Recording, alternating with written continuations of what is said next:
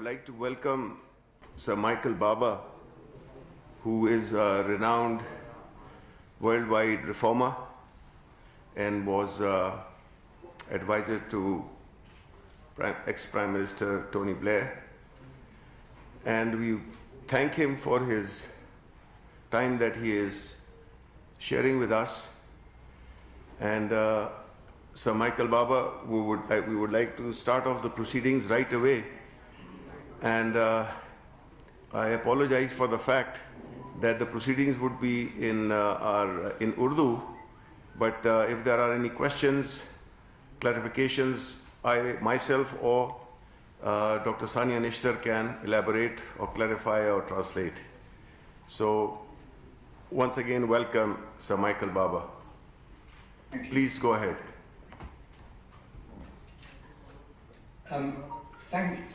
Can you hear me? I just want to check. Is that clear? Is the sound clear? You are loud and clear. Thank you, Minister. And thank you, Dr. Sania Nishtar. It's a pleasure to join you at this media event in Pakistan. I want to start by saying I'm a long-standing friend of Pakistan. I've visited the country more than 50 times. I've been in the south, in the rural areas. I've been in Lahore, I've been in Karachi, Islamabad, Abbottabad. I've been all over the country. I've visited schools, I've visited health centres, and so on. It's a country very dear to my heart, so I'm very proud and honoured to join you this morning. The report we're publishing today, which is available to all of those of you that attend the press conference and will be made public, is about the EZAZ programme. I think you're familiar with the EZAZ programme, but before I make my comments, I thought I'd just give you an outline of the programme, and clearly Dr. Sania can give you all the detail you could possibly want. The EZAZ programme is a multi-dimensional anti-poverty programme that has the explicit support of the Prime Minister himself. He himself says, and you'll see it on the front page of the report, that the EZAZ programme is a top priority for me personally and for the whole government. So that's what the Prime Minister thinks about this programme. It's a top priority for him and his government, and he's his special assistant, Dr. Sania Nishtar, to oversee that programme. The programme has, I won't go into a lot of detail, but just to give you an idea, it has 4 pillars. One dealing with elite capture and governance. A second one providing a safety net for everybody in Pakistan, regardless of their background. The third one is about human capital development, health and education. And the fourth one is about jobs and livelihoods. And the idea of the programme is that if you do all those 4 things, you don't just address the symptoms of poverty, you address the causes of poverty. And the programme is in that sense comprehensive and ambitious. And in order to oversee the programme, the Prime Minister and the bureaucracy in Islamabad has created a new ministry called PAS, Poverty, Alleviation and Social Security, with 2 excellent secretaries there working with Dr. Sania to ensure that this programme is successful. And because of the breadth of the programme, it involves many of the other ministries in the country, and indeed it involves not just the federal government, but the provincial governments. So these are the words of background so you understand the scale and ambition of the EZAZ programme. I want to now say 4 things about what we saw, what we think about that programme now we've had time to examine it and to prepare this report. The first thing to say is that it's had a very strong first year or so. It's got off to a really good start. And when you imagine that this was established before the COVID-19 crisis, you realise that is an impressive achievement to have a successful year through such a challenging time in Pakistan and indeed everywhere across the world. What we've seen in that year or so of the establishment of EZAZ is a shift from the politics of patronage, using politics to reward your friends, to the politics of performance, using politics to deliver for the people, measurable results. And that's a very, very important shift. And I congratulate those involved in the ESAS program and Dr. Sania herself for bringing about that shift. And that's the title we've chosen for our report. Let me give an example, because this has been the most urgent priority given the year that we've been living through around the world. I want to give the example of the ESAS Emergency Cash Programme, but remember, it's one part of this wider multi-dimensional programme. The ESAS Emergency Cash Programme is a very large programme delivering cash transfers to 15 million people. And if you take the fact that the average family size in Pakistan is 5 or 6, you're talking about up to 90 million direct or indirect beneficiaries from this programme. And what Dr. Sania and her colleagues in the past ministry have done is deliver that cash in a way that is rapid, is efficient, is digital, and has massively reduced any risks of corruption. And they've done that by doing it digitally with the best technology, by constantly reviewing it. They've done that by checking the national ID and the bank account of every single individual. And there's been an auditable process. So that's all there for the record, it's auditable. This is very, very impressive to get that amount of cash to that many people that fast and that effectively in these very difficult circumstances that we've been living through. By the way, if you, for some reason, haven't got a bank account, you can opt in, but again, there are rigorous checks on identity. They also, in setting that programme up, removed 800,000, just over 800,000 people from the previous beneficiaries of the BISP programme. They removed beneficiaries, for example, where the spouse had travelled abroad, or the person himself or herself had travelled abroad.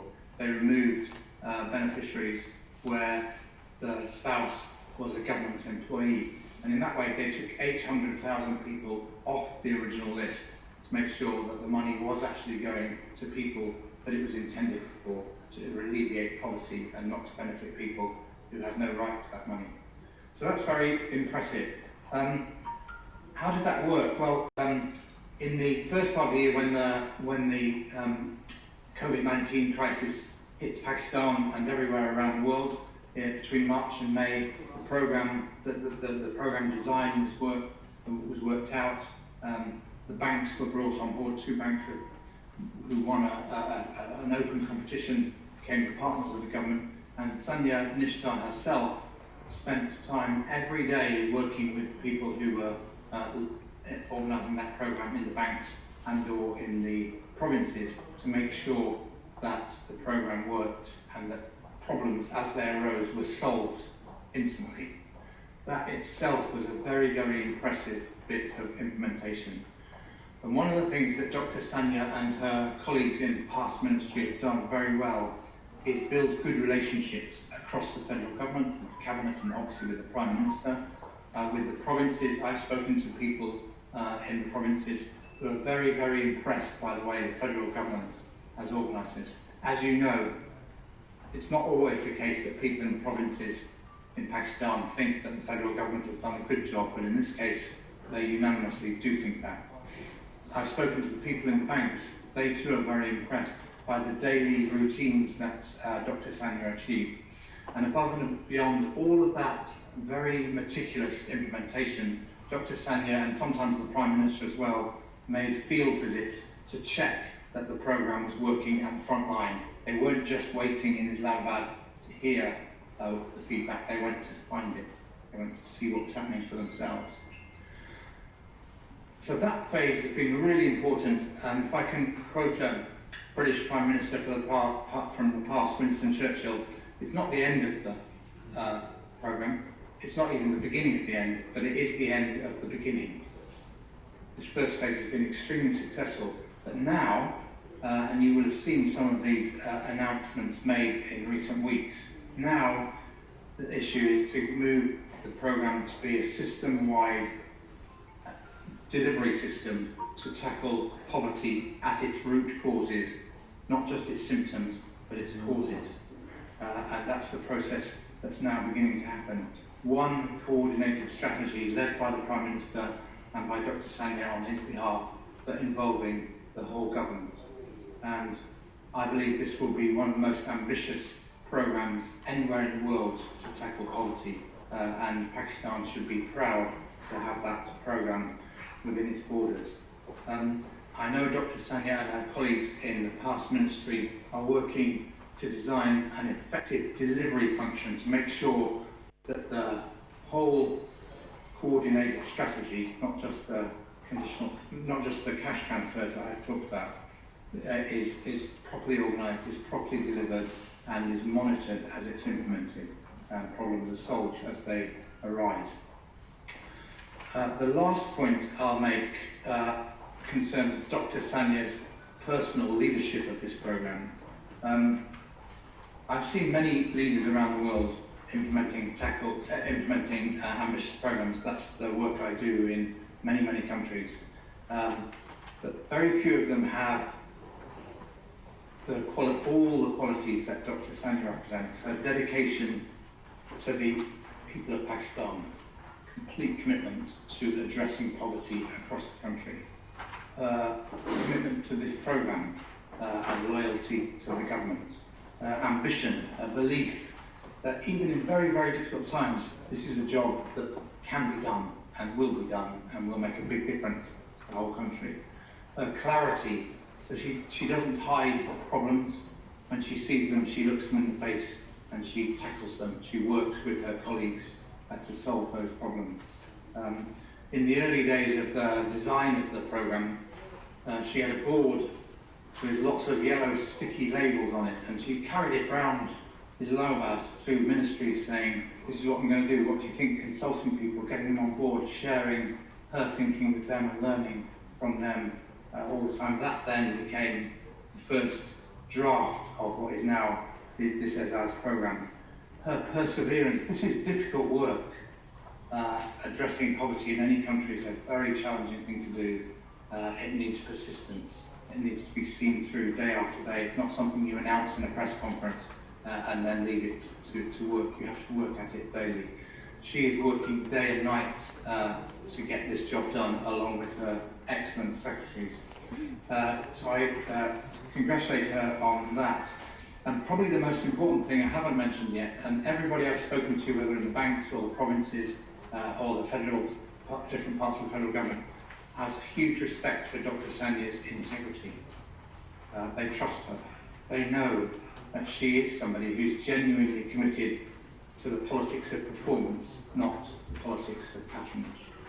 So those are my opening remarks. Thank you again, Minister, for the opportunity to contribute. Thank you, Dr. Sania, for the opportunity to collaborate with you, and thank you to everybody in Pakistan for the opportunity to join you for this conversation. Thank you, Sir Michael Baba, for your views. Now I would request Dr. Sania Nishtar if she wants to say a few things.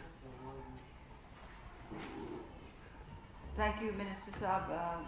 I'll be very brief. I want to thank you, Michael. We're deeply honored, deeply humbled by your comments.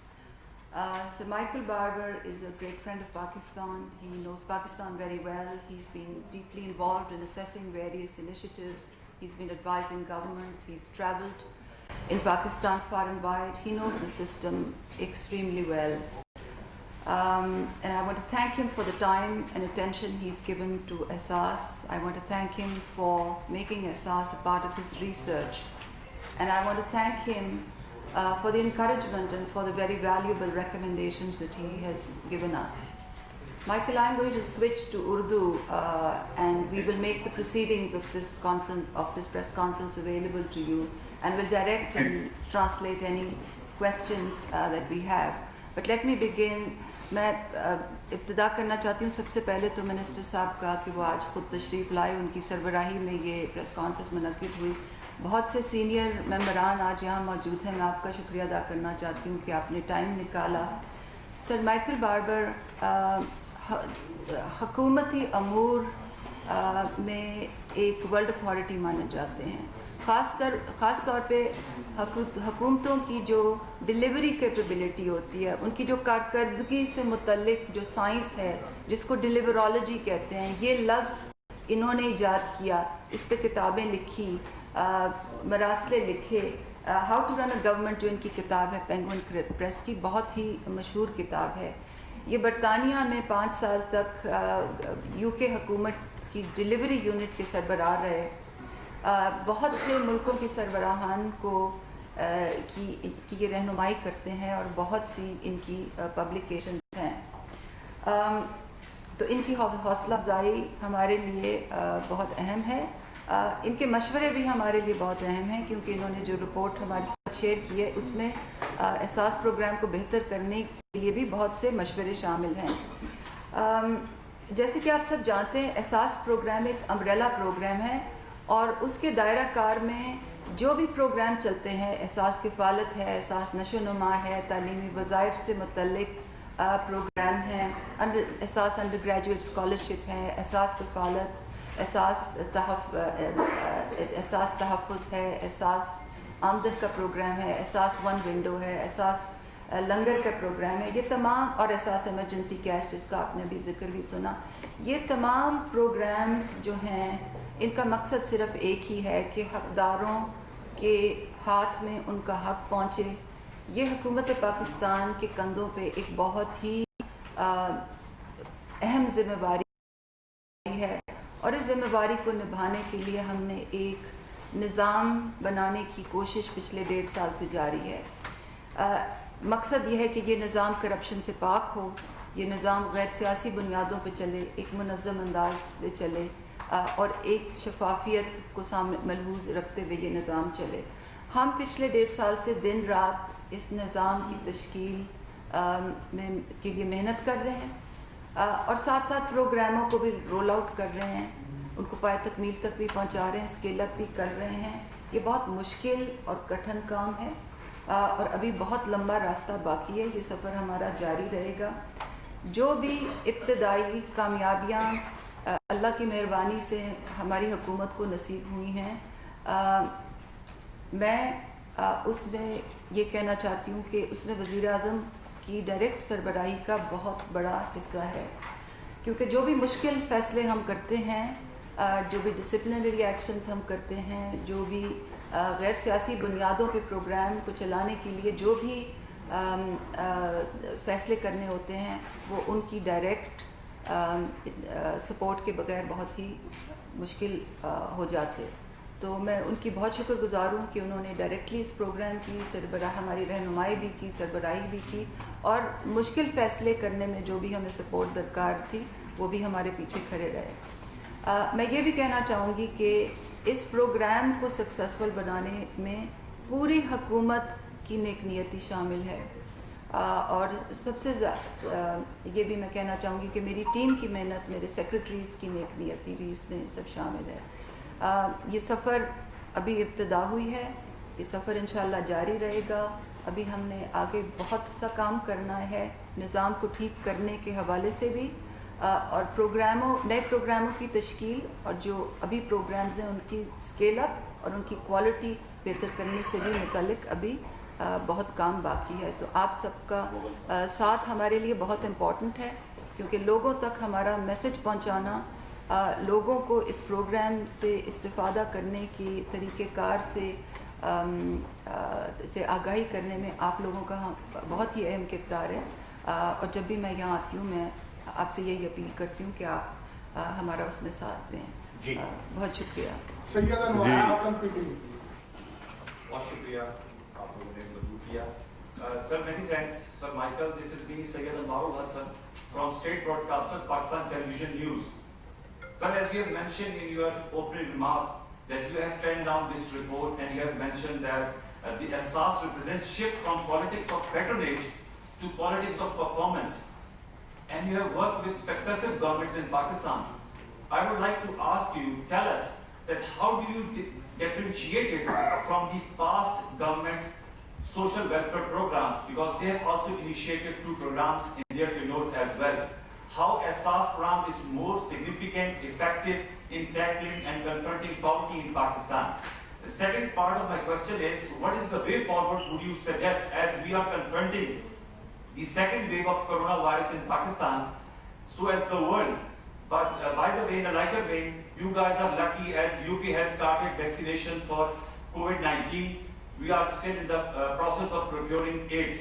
How we can effectively curb our poverty, because in your report you have mentioned that almost a quarter of Pakistan population continues to live below the national poverty line. What is the way forward, sir?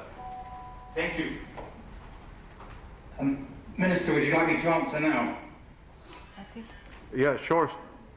Please go ahead. Well, first of all, thank you very much for your questions. On the first question, I work with governments all over the world from different party backgrounds. I look for people and politicians and programs that are designed to benefit people practically in their lives. Maybe it's a health program, an education program, an anti-poverty program, a jobs development program, those kinds of things. I'm not party political. In Britain, I've done work for the British government under 6 different prime ministers, right back to John Major. So that's what motivates me. I want to see governments doing effective work that benefits ordinary citizens and enhances their lives and gives them fulfillment and the opportunity to grow with their family, with their community, and contribute economically as well as socially to wherever they live. That's what I do. And in my many visits to Pakistan, I spent much time in Punjab working on health and education programs. I admire the work that was done in Punjab on those health and education programs. A lot of benefits were brought to those programs, and I salute the people who worked on them across the province. And now the same about this program. What I don't like anywhere in the world is where the political progress is simply about winning power and providing jobs or opportunities or even corruption for one's friends. So the programs I like are the ones that deliver for citizens. That's why, as Dr. Sania said in her opening remarks, I'm focused on delivery, or I call it deliverology. That's what I do. So I've loved my visits to Pakistan. I've seen good and bad and indifferent, but I've seen beneficial and good things over many of those visits. And I salute all the people in Pakistan, regardless of the party they're in, that are working for the benefit of the ordinary people of Pakistan. And I salute very much the current Prime Minister, Dr. Sania, and her colleagues in government for the work they're doing on anti-poverty. As I said earlier, I think it will be an example, not just of great work in Pakistan, but an example to the world as to how to tackle poverty. On the second question, I don't know, Britain doesn't feel all that lucky, although we have started a vaccination program. I agree, it's great to be on that case, but we've had a very tough year, as has Pakistan, as have many countries. I think that we've learnt collectively as a world how to manage this pandemic. We've got better at it. I spent yesterday talking with the leadership of the World Health Organization about the management of the pandemic, what we've learnt and what we can do in the future to minimise the damage of events such as the COVID-19 crisis. While we wait for the vaccination to be spread around the world, as you probably know, there's a big effort funded in part by the Gates Foundation, partly by other large global donors, called COVAX, to get the vaccination around the world as rapidly as possible over the next year or two, and people are working on that. That's a good thing. But in the meantime, all the things we know about social distancing, about people wearing masks, as we see the Minister and Dr. Sania doing now, all of those things, the basic habits that we've seen are necessary, need to be seen through in Pakistan. And although the first vaccination has happened in Britain, it will take many months before that is spread around the country, and we have to be careful for a bit longer. And the challenge for every government is to balance managing the health crisis while keeping the economy at least ticking over and hopefully growing. And coming to the final part of your question about tackling poverty, one of the things I like about Azaz is the 4 strands. It's not just cash transfers, which are important, but they don't solve the problem for the long run. It's not just about dealing with elite capture and changing the governance of programs, although that is also important. It's also about human capital development. You've heard recently the Wasila program announced by the Prime Minister and Dr. Sania, directly addressing education. There's scholarships for both young women and young men to go on into higher education. Again, absolutely fundamental to tackling poverty in the long run. And then there's a program still coming through on jobs and livelihoods. In the end, tackling poverty is about giving people opportunity and enabling them to seize those opportunities so they don't depend on government cash, they can make their own way in life. And I love the fact that the Azaz program is such a comprehensive, multi-dimensional program. Thank you.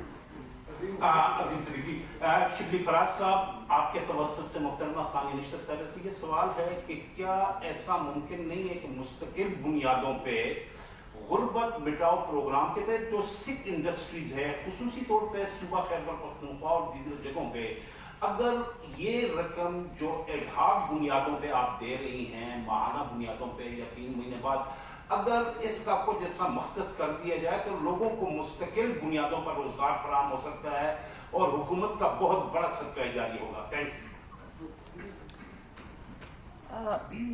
جی حکومتی نظام میں جو سب سے پہلے تو آپ بالکل صحیح فرما رہے ہیں کہ غربت کا جو مسلمہ خاتمہ ہوتا ہے وہ تبھی ہوتا ہے کہ جب روزگار پیدا ہو, جب معیشت کا پہیہ چلے, جب انڈسٹری چلے, جب روزگار پیدا ہو, لوگوں کو روزگار ملے اور وہ اپنے اور اپنے بچوں کا پیٹ پال سکیں. تو وہ تو آپ بالکل صحیح فرما رہے ہیں.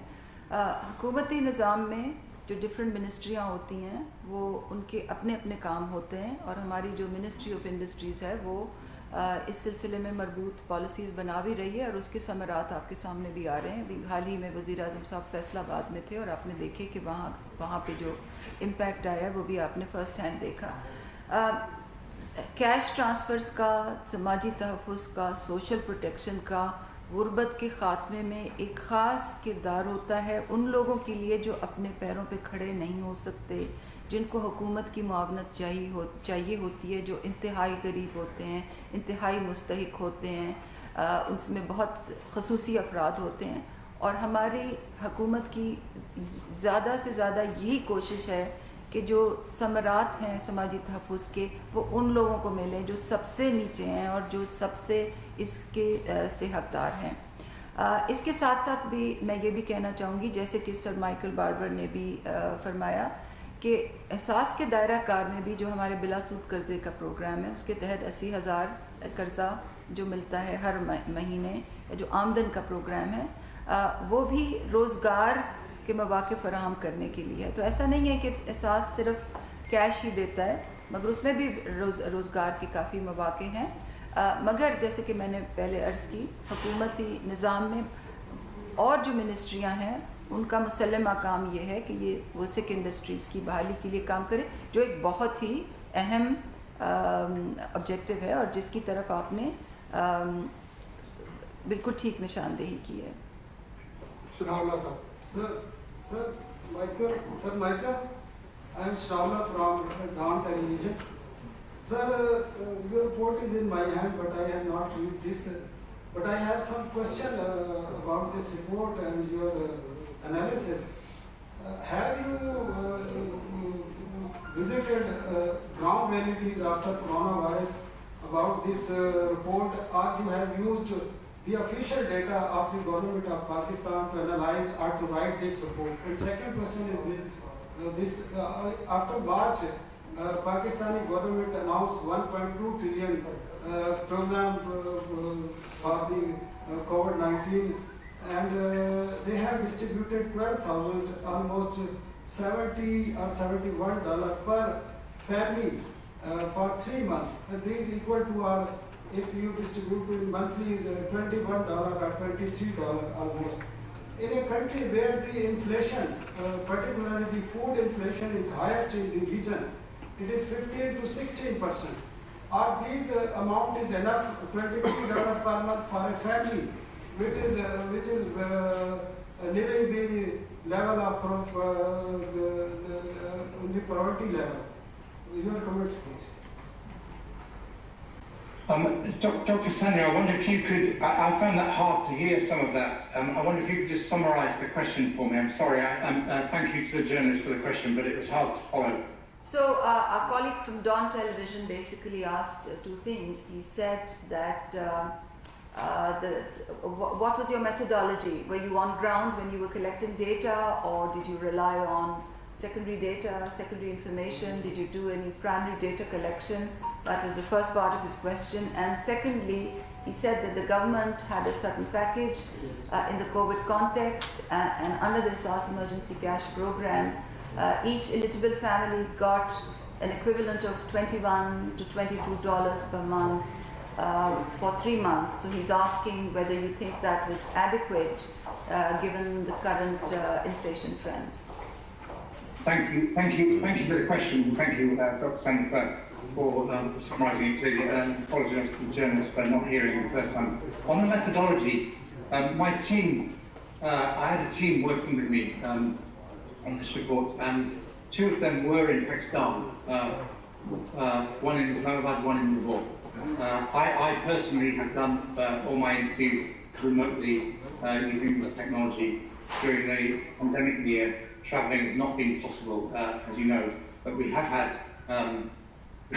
members of the team in Pakistan on the ground, and they have done interviews in Islamabad and indeed in Lahore. But again, everybody's travel is restricted, even within Pakistan. So we've done our best on that. We've read a lot of the reports that have been produced on this and summarised them, learned the lessons from them. We've interviewed key people, as I mentioned, in the banks involved, in the provinces involved, across the federal government. So we've read reports. We've also taken reports not just from government, but independently produced by aid agencies or whatever. So we've looked at a lot of secondary sources. We've done a lot of primary research directly, interviewing people involved in the programme in different ways, and taking their perspectives into account. And the team of 4 of us, 2 of them were permanently in Pakistan, and indeed are proud citizens of Pakistan. On the package, look, the emergency, the ESAS emergency cash transfers were very, very important. They were a lifeline for 15 million people and their families. You can always argue about what's enough, but they made all the difference to those families. So I think that was a great step forward. You mentioned the inflation rate. I think that's really a question for Dr. Sania and the government to be thinking about what happens to that cash transfer programme in the future. That's not part of our report, but clearly it's something any government would need to keep under review. Just a quick response on the inflation aspect. You would notice that one of the 142 actions of SARS is inflation adjustment of the cash transfer.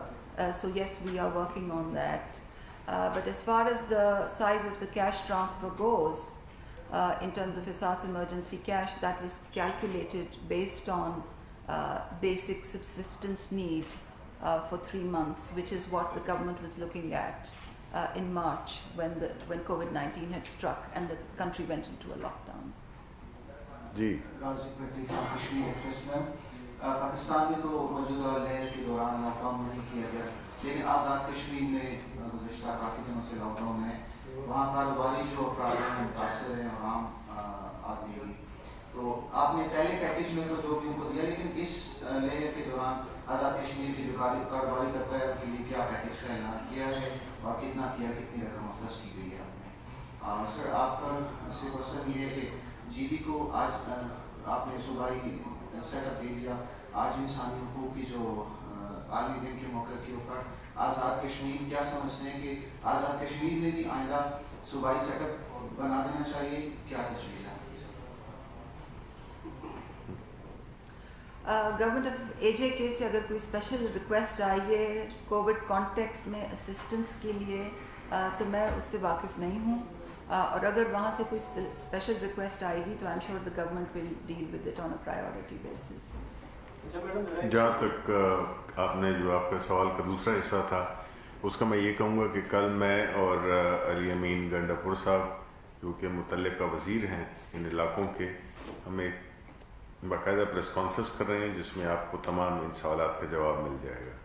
اچھا madam ایک سوال ہے کہ انتہائی غریب لوگوں کے لیے خاص پروگرام ہے, انتہائی اچھا پروگرام ہے, لیکن لوگوں کو انفارمیشن نہیں ہے, لوگ اس تک پہنچ نہیں پا رہے, ان کو سمجھ نہیں ہے کہ ہم, تو کیا کوئی ایسا فرنیچائز ٹائپ یا کوئی ایسی جگہ بنائی جا رہی ہے جہاں ہر بندہ جا کے اپنی انفارمیشن دے سکے اور ڈیٹا کلیکٹ کروا سکے کہ میں اس کے لیے ایل ہوں یا نہیں, کیونکہ ہم نے جو کلیکشن ڈیٹا کلیکٹ کیا اس میں لوگوں کو پتہ نہیں ہے کہ ہم اس کے ایل ہیں, یا غریب انتہائی غریب لوگ ہیں, لیکن نہ ان کے پاس انٹرنیٹ کی فیسلٹیز ہے, نہ کوئی دوسری فیسلٹیز ہے.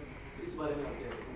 آپ کا بہت اچھا سوال ہے, کیونکہ ہمارے لیے اب کیونکہ پروگرامز کچھ حد تک پہنچ گئے ہیں اور اب ہم ان کی اسکیل اپ کے لیے کوششیں جاری ہیں.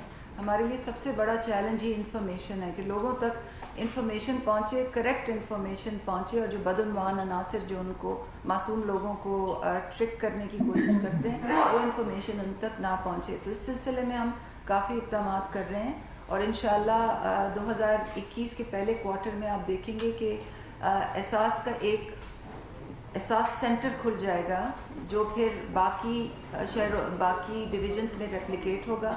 احساس سینٹر میں ون ونڈو آپریشنز کی سہولیات ہوں گی کہ اگر کسی نے رجسٹریشن کرانی ہے تو وہاں آئے, کسی کی کمپلینٹ ہے تو وہ وہاں آئے, کسی نے اپنی ایلیجبلٹی دیکھنی ہے تو اس کے لیے وہاں سہولت موجود ہو, اگر کوئی حقدار ہے تو وہ اے ٹی ایم سے وہاں پیسے نکالنے آئے, اگر وہ پھنس جائے تو وہیں کمپلینٹ والے لوگ بیٹھے ہوں, وہیں پہ احساس آمدن کا ڈیسک ہو, احساس بلا سود قرضے کا ڈیسک ہو, وظائف سے متعلق تفصیلات لوگوں کو مہیا کیے جائیں, مستحق گھرانے اپنی خواتین کو کیا روزگار کے مواقع دے سکتے ہیں وہاں اس کی بھی انفارمیشن موجود ہو, نشو و نما کے بھی کیوسکس موجود ہوں. تو انشاءاللہ اگلے 3 ماہ میں جو پہلا احساس سینٹر ہے وہ کھل جائے گا. آپ سب کو انشاءاللہ میں وہاں دعوت دوں گی, اور احساس سینٹر کے ساتھ ساتھ ہماری جو ڈیجیٹل انٹرفیس ہے, اب آپ یہ کہیں گے کہ بہت جو غریب لوگ ہیں ان کے پاس تو انٹرنیٹ نہیں ہوتا, مگر وہ ہم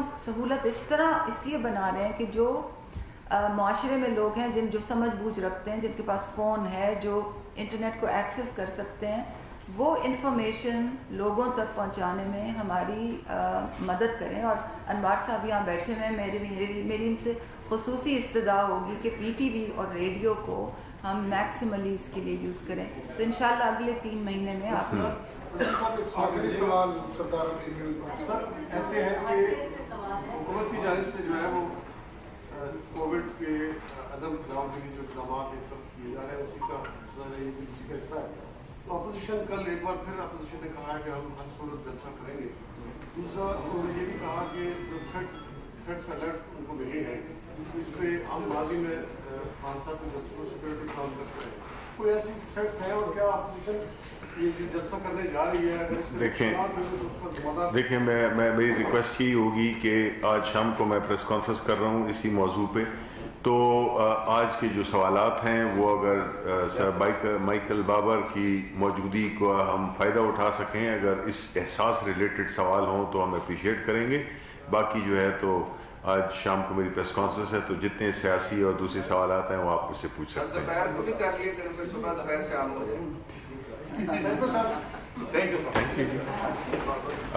ایک سیکنڈ ذرا ہم شکریہ تو ادا کر رہے ہیں اپنے جو thank you very much Sir Michael Baba, you have been extremely kind and you gave us your very precious time to share with us your findings and also guiding us.